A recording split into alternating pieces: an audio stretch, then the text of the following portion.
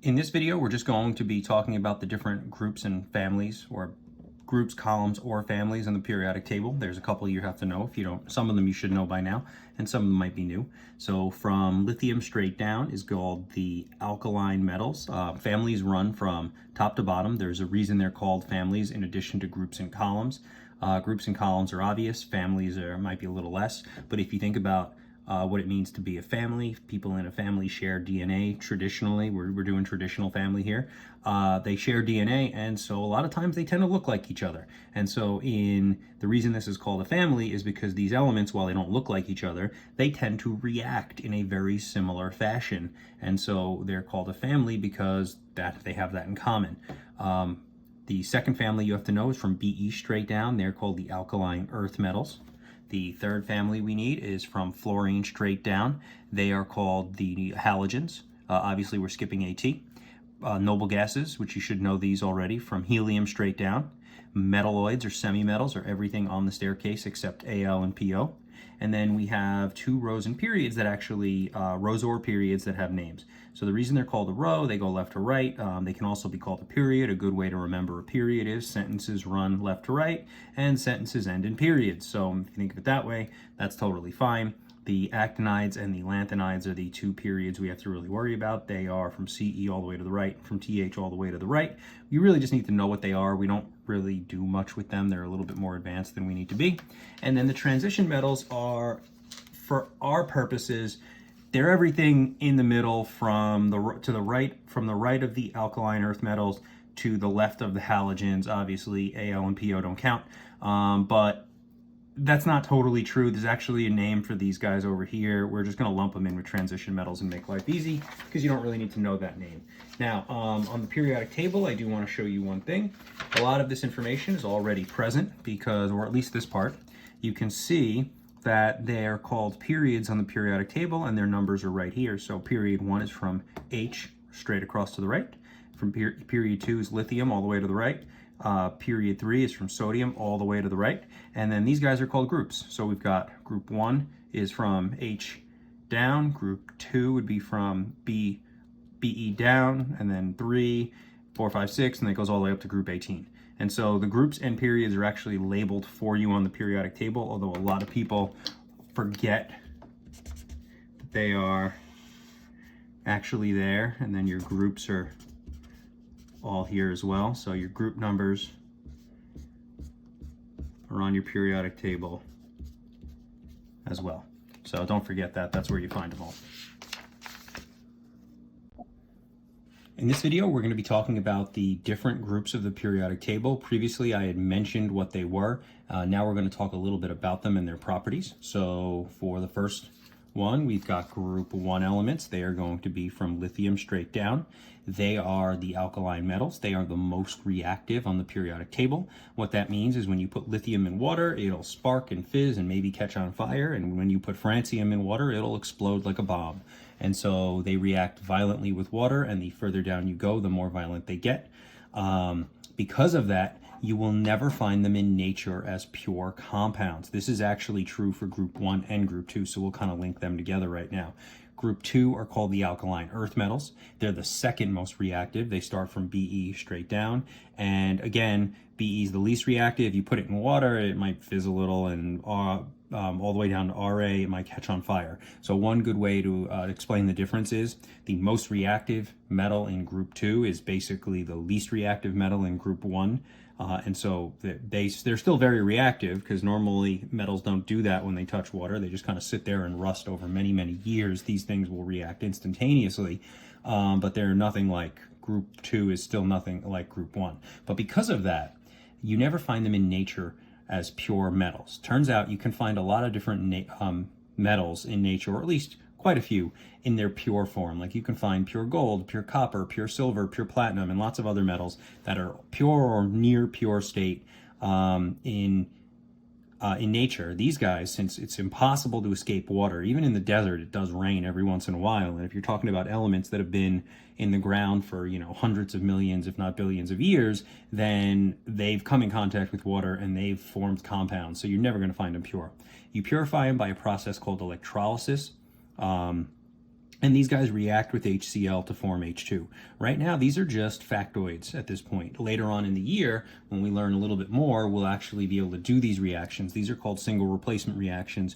And what they do is they show when you take sodium, which is a group 1 metal, and you add HCl, the H comes off, the Na goes in, and you end up getting hydrogen gas and then the sodium with the chlorine. And so the same goes for group 2 metals. They do the same thing, but they do it in a slightly different way. Since they happen to be +2, you should know this at this point, they're +2, so when they react with chlorine to form an ionic compound, it's a +2 and a -1 that's being crisscrossed.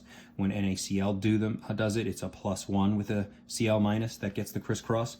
And so it's a little different. Don't worry if you don't understand the actual reaction. We'll come back to that later. But here's what you do need to understand. Since every element in group 1 happens to be a +1 oxidation state, when they react with chlorine, they're going to form, since chlorine's always -1, they're going to form a 1-to-1 ratio. So instead of saying Na, I could write XCl, where X can be any element in group 1 because they all have the same oxidation state, so they all form the same general compound. Group 2, they're done the same way, except since they are all +2, they're going to form XCl2, all right, because it's a +2 and a -1 crisscrossing every time. The same goes for oxygen. When group 1 combine with oxygen, since they're always +1 and oxygen is always -2, they're going to form a general formula X2O, X being anything in group 1 from sodium down. And then the reverse is true for MgNO. When group 2s react with oxygen. Since group 2s are all +2, and oxygen's always -2, then they're always going to reduce, and they're always going to form a general formula XO, X being any metal on group 2. Okay, so the general formula part you should understand because we've done crisscross a lot at this point, and so that should make sense to you.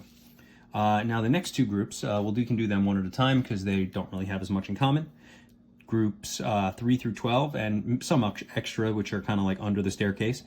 They're called transition metals. They are also sometimes called heavy metals. Their claim to fame is they make colored compounds. So when you have a transition metal in a compound and you have water present in that compound, it doesn't have to be liquid water. It could be water that it would look like it was dry to us, but at the molecular level, there is water present. You get what's called a hydrate, and those compounds tend to be colored. And their color can change depending on the oxidation state of the transition metal. The most common example, copper, when it's in the +1 state in a compound with water present, is green, like the outside of the Statue of Liberty. And copper, when it's in the +2 oxidation state with water present, it tends to be blue. And it makes these interesting blue crystals, which are super deadly, which we will eventually use at some point this year, hopefully. And so that's the difference. This thing is commonly used in paint, maybe not modern paints as much, but definitely the older paints, they use these because they didn't know any better. And the one thing to remember is if the H2O gets boiled away or heated off in some way, you can evaporate H2O, right? If you lose the water, you lose the color. So that's the important part to know about them. Noble gases, we already know these guys, but we'll go over it one more time. They are all stable because they have complete octets, therefore they don't react. The exception is F and Kr, or I should say the exception is that Kr and Xe have been forced to react with F under very special circumstances. So when you look at the periodic table for these, you're going to notice that Kr, they normally all have an oxidation state of 0 because they don't react, except Kr and except Fe. They actually have oxidation states because they've been forced to react under very special circumstances. It does not happen in nature ever. It will only happen in a lab, and the molecules are not stable. The moment you remove the conditions necessary to cause it, the bonds break and they go back to being noble again. So that is something to remember, and the clue is in the oxidation state, so that shouldn't be too big a deal. So that is the last, or the 4 of the groups, and then we've got 2 more. We've got the halogens, and we've got semimetals or metalloids. So the halogens are Brinkelhoff, so those are the ones that are naturally diatomic, or I shouldn't say that. All of the halogens are in Brinkelhoff is a better way of saying it. Some of Brinkelhoff are not in fact halogens. Obviously, hydrogen, oxygen, and fluorine, the last 3, hydrogen, oxygen, and nitrogen are not in group 17, and so they're not part of the halogens, but they are in fact diatomics. So just be aware of that. The thing you need to really know about them is as you go down the group, you increase the number of protons and electrons. you increase the number of the strength of the intermolecular forces. It causes the molecules to attract harder, therefore they get closer together, and it eventually causes phase change. And that's why these two are gases. This one's a liquid and this one's a solid, because the intermolecular forces get stronger, the molecules attract and get closer, and eventually it causes them to change their phase. That is something you definitely have to know. The last one, metalloids or semi-metals, you can call them either one. They have the characteristics of both metals and nonmetals. They're used in computer chips, everything on the staircase except Alpo, and this is just a side note. Turns out that their metal and non-metal characteristics usually depend on their temperature. So typically when they're hot, they act more like a metal. Actually, I think it's when they're cold, they act more like a metal, and when they're warm or hot, they act more like a non-metal, but that's not really a rule. Some don't play that game, but some do. So they can be temperature dependent, but that part you don't really need to know. In this video, we are going to explain the trends found in the periodic table. So we're not going to, looking up the trends is easy. Explaining the trends is a little bit harder. So if you've seen this sheet before, this was one of our first lessons where we just wrote them down and figured out the trends, right? So we're going to be looking at electronegativity, ionization energy, and atomic radius, not necessarily in that order. So electronegativity and ionization energy are directly linked. In other words, electronegativity is the pull on the electrons, ionization energy is the energy needed to pull it away. So if one goes up, if the electronegativity goes up, the ionization energy has to go up. It's like saying if you have a stronger grip on something, it's going to be harder to pull it away from you. That's literally what it's saying. So as we go down the group, the electronegativity decreases. Therefore, the ionization energy decreases, making Fr the lowest electronegativity and the lowest ionization energy on the whole table. As we go to the top right, or as we go to the right, the electronegativity is going to increase and the ionization energy is going to increase. That would technically make helium the highest in both, but it's not, and there's a reason. It is the highest for ionization energy, but because it's a noble gas, like this whole group, they don't have electronegativity. So the electronegativity award goes to fluorine. It's the strongest on the whole periodic table. It would be helium, but helium doesn't need electrons, so it basically doesn't participate. Therefore, it can't do anything. The double dash doesn't mean zero. It means it doesn't have it at all. So fluorine's the most electronegative, but helium has the highest ionization energy in the periodic table, because while helium doesn't need electrons, so it has no electronegativity, good luck trying to pull an electron away from a helium. It does not want to lose it at all. All right. And then atomic radius, that's a little different. As we go down the group, the atoms get bigger. As we go to the right, they get smaller, making helium the smallest element on the periodic table, making Fr the largest element on the periodic table. Now, the reason why is a different story. It's a little more complicated. So there's a couple things. There's the electronegativity changes as the atoms change in size. That causes the attraction between the electrons to change, which will then cause the ionization energy to change. They're all interlinked. So let's first talk about size. So the atoms get bigger as we go down the periodic table, and there's a very good reason for that. As we go down the periodic table, you're adding orbitals, and so adding orbitals adds a whole nother layer to the atom, and the atom is going to gain size no matter what as you go down. That's going to be very important. And if you notice, I highlighted the nucleus and the valence electron on these, and I'll come back to that in a second. As we go to the right, the atoms actually get smaller. And the reason they get smaller, and this one throws everybody off, because if you look at their masses, the atoms are getting heavier, they're having more protons, they're gaining more electrons. So if you're gaining all these things, well, why are you getting smaller? Because normally with people, if you gain all these things, you're going to become a larger person, right? That's like bigger people are heavier than smaller people, and that's because they have more mass. But in atoms, because they're 99.9% empty, they can still gain things and actually have room to shrink. All right, so they're actually becoming more dense as you go to the right, and there's a reason. We know that opposites attract, and so if we go to the right, I'm only drawing one orbital, but let's say this were lithium, there should be two. I'm just, for simplification purposes, I'm only going to draw one. And so as you go to the right, the nucleus gains protons, so it becomes more positive.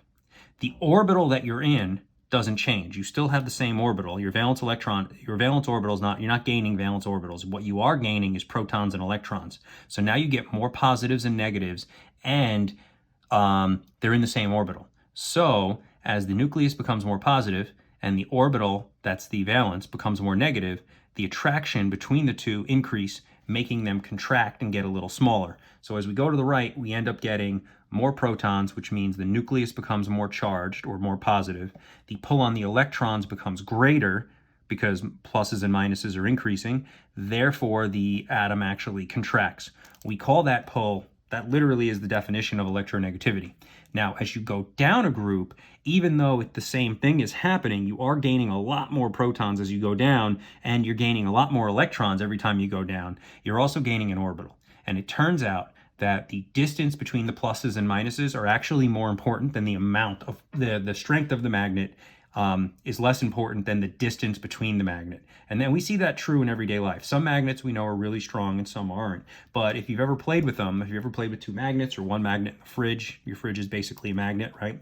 You know that when two magnets are really far apart, they don't attract at all. That's why magnets don't like attract from across the room to the fridge. And as they get closer and closer together, eventually you start to feel a little bit of pull between them. And then eventually, if you get them a little bit closer, so a lot of times the magnets will just kind of like snap out of your hands and snap together, right? That's because the distance is more important than the actual strength of the magnet. Now, stronger magnets will do it from a little bit further away than a weaker magnet, but a tiny bit further away for a huge increase in magnetic strength. And so distance is much more important than the actual strength of the magnet in terms of their attraction for opposite charges.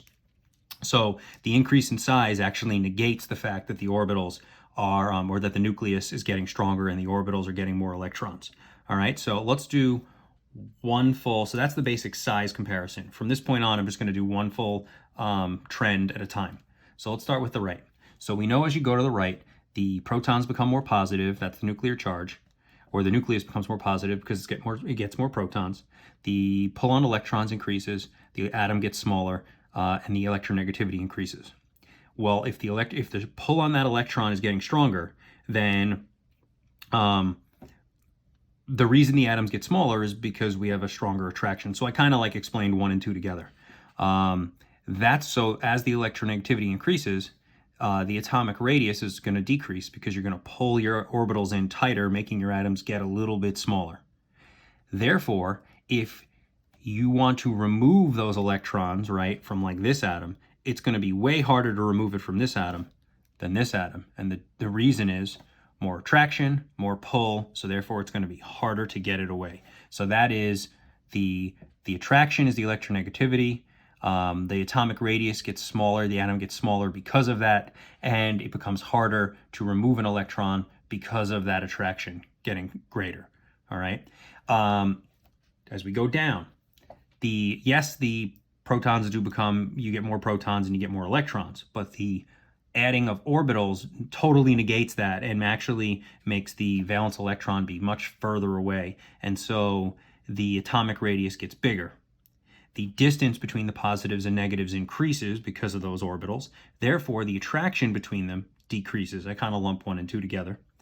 And then if you want to remove that most loosely held electron, which is the valence electron, it's going to be much easier to remove it because it's much further away from the source that's attracting to it. So you're not going to have as hard a time pulling it away. Now, the term I use is called nuclear charge. Nuclear charge is just the magnetic strength of the nucleus. And I do want to show you one little trick. If you were ever stuck on these trends, rather than looking up everything I did here, there's a real easy way to do it. Just focus on 3 elements. If you look up lithium, francium, and fluorine, right, you'll know all of it. Meaning, if I just look at lithium, let's say the trend is let's say the question is, what's the trend in electronegativity? Well, lithium's 1, francium's 0.7. It's going down as you go down. Well, let's look at as we go to the right. Lithium's 1, fluorine's 4. Well, it's going up. And so all you have to do is use those 3 elements and you can find the trend, okay? The trend may weave a little, like if you notice like ionization energy, it jumps a little, like it goes down from 403 to 376, but then back up to 393. We don't care about that. We're looking for the general trend. In general, it's decreasing as you go down and it's increasing as you go to the right. And rather than looking up all the elements, just use these 4 or these 3. And the reason I want you to use those 3 is if you accidentally looked up, let's say, RB and CS as the example, or CS and FR as the example, you might be mistaken if you pick 2 elements that are right next to each other. You might hit one of those instances where the trend isn't always followed. So if you pick something on the far left and the far right, that'll totally get rid of that, and that will never be a factor anymore. So that's a quick way of looking up the trends now that you've actually looked them all up and written them down. The last two trends I want to talk about are going to be metallic character and ionic radius. They're pretty simple, so I saved them for last, and because I have them in the wrong dirt, like in a different orientation, I'm putting them in their own video. But metallic character is easy. It's how metallic something is, meaning how good of a metal is it. I call it metaliness, but that's a fake word. So it's how metal-like the properties are. Well, it's pretty simple. Metallic character is the easiest way to do it is to pick elements that you know. So the way I like to tell everyone to do it is pick two elements on the left and right of the staircase that you know, and you can answer these questions very easily. The examples are going to be like oxygen, which is somewhere around here. I'm listing it as O2, but you can just list it as O. And you could look up Fe, which is somewhere around here, which is iron. So oxygen, you're breathing it. It's clearly not a metal. Here's your nonmetals. Iron, it's a metal, like steel is made of iron. So therefore, this side must be your metals. Once you know that, it's simple. As you go to the left, you would say your metallic character increases, and the reason why is you start out on the far right as nonmetals, and as you go to the right, you become metals. So that means it's increasing as I go to the right. You could say it decreases as I go to the left. You could also use the staircase for top to bottom. If you pick a metal down here, or if you know that this is your metal side, right? If you start at the top and you go down, well, you just cross from non-metals to metals. And if you start at the bottom and go up, you just did the reverse. So metallic character is simple. It increases as you go to the left. It increases as you go down. Well, that would make Fr the furthest to the left and the furthest down. Therefore, it's the most metal element on the periodic table, or the most metallic. That would make helium the opposite, the least metallic, because it's the furthest to the right and it's the furthest up. So it's got the worst metal properties, and this has the best metal properties. All right. So that's metallic character. It's super easy. And then ionic radius is very simple. And the reason we do the way you do ionic radius is by knowing the octet rule. We know that metals have 1, 2, and 3 valence electrons, so they are going to lose electrons to form ions. That's just the octet rule. They want to lose because they only have 1, 2, or 3 valence. And so if we look at a sodium ion versus a sodium atom, the ion is positive. All metal ions go positive. And if you look what happens, the atom, which is neutral, its configuration is 2, 8, 1. Well, when it becomes a positive ion, its configuration is now just 2, 8. So it went from 3 orbitals to 2 orbitals. So it got smaller. So metal ions are smaller than metal atoms. If it does it for sodium, if it does it for one metal, this happens for all metals, right? Nonmetals, well, they do the opposite. Nonmetals have 4, 5, 6, and 7 valence, and some have 8, but we don't care about them. They have 4 to 7 valence electrons, right, in this terms. So based on the octet rule, they're going to gain to become stable. So let's pick a metal, fluorine. Fluorine is normally 2, 7 when it's in the neutral state. To become stable, it's going to want to become 2, 8. Well, if it gains an electron, I know it didn't gain an orbital. There's actually a really good reason for this. It didn't gain an orbital, but it did get a little bigger, okay? And so metal atoms metal ions or non-metal ions are larger than non-metal atoms, whereas metal ions are smaller. Now, the metal ion is an easy explanation. It lost an orbital. The non-metal one is a little bit harder. Basically, here's what happened. When fluorine was charge 0, it had 9 protons, right? I'm not even going to write it in. So fluorine is element 9, it has 9 protons. When its charge is 0, it has 9 electrons. So it has 9 protons attracting 9 electrons. When it gains an electron, right, to become the ion, the stable form, it now has 9 protons and it's attracting 10 electrons. So just think about it. Do you think 9 protons can attract 9 electrons better or worse than 10 electrons? And the answer should be, well, I had 1 proton for I had 1 plus 1 for every 1 minus 1, and now I have 1 extra minus. Well, it turns out that 1 extra minus isn't going to be as attracted to, it's going to be harder to hold that one in, and therefore the atom actually gets a little bit bigger because it gained an electron, but it didn't gain a proton to hold it in place and hold it in nice and tight, so it gets a little larger. That's the true reason. The easy way of it is you lose something. Think of it like if think of it like people. Here's me. I just lost a pound. My radius got smaller because the electron is the pound. Here's me as a non-metal. I gained a pound to become stable. Maybe I was really skinny. Well, now my waist just got a little bigger because I gained something to become stable. Whereas with metals, they lost something to become stable, so they get smaller. Non-metals get bigger. That's ionic radius. That's the easiest way to remember it, and that is actually everything we need for periodic table.